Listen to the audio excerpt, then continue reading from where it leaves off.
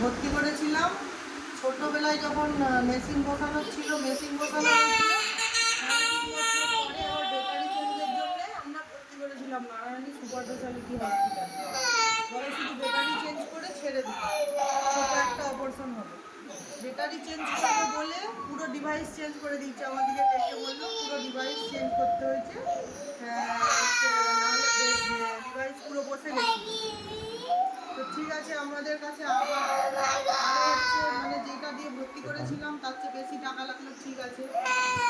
ছুটি করে নিয়ে বাড়ি আসার পর থেকে বাচ্চার এই যে জায়গাটায় সেলাই খুলতে আরম্ভ করেছে, বারবার 3বার সেলাই করার পরে সেলাই যখন জুটছে নি আমরা আবার একবার ভর্তি করেছি ছোট একটা অপারেশন হলো।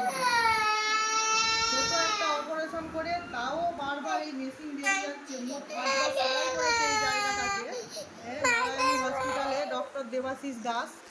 5বার সেলাই করার পরে ডক্টর দেবাশিস দাস নারায়ণীর হসপিটাল কার্ডিওলজি ডিপার্টমেন্টে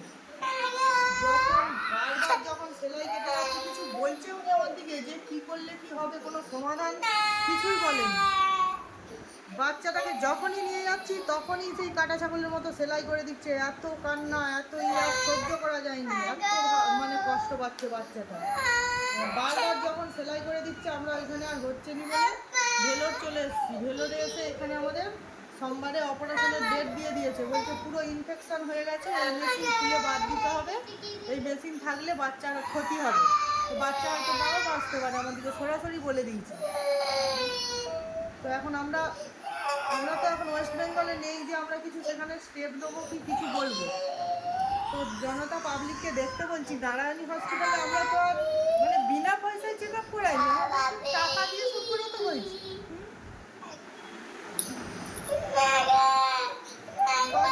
এত কষ্ট হচ্ছে, এত কষ্ট হচ্ছে, ডাক্তাররা কোনোদিন বলছে 4টে মাস কষ্ট পাচ্ছে, 4টে মাস রোজ ড্রেসিং করে, রোজ এরা এখন কান্নাকাটি করে।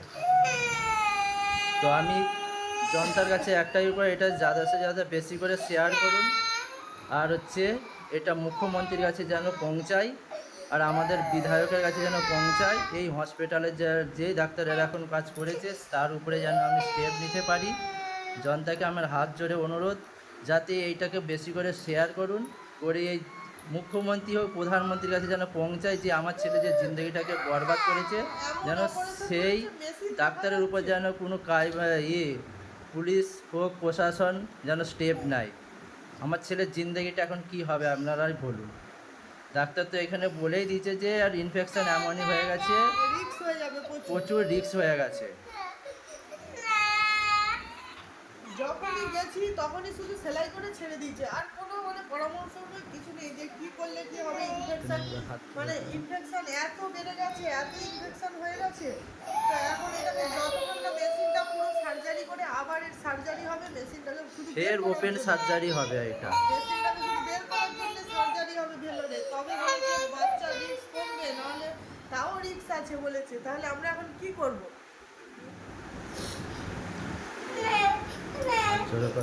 মুখ্যমন্ত্রীকে আমি হাত ধরে, হ্যাঁ, মুখ্যমন্ত্রীর কাছে আমার হাত জোড় করে অনুরোধ, যেন ওই ডাক্তারের উপরে যেন কিছু কারবাই করা হয়, যেন কিছু ডাক্তারের উপরে যেন কিছু ডিসিশন নেওয়া হয়, যে এরকম চিকিৎসা টাকা দিয়ে চিকিৎসা যেন কারো না করে।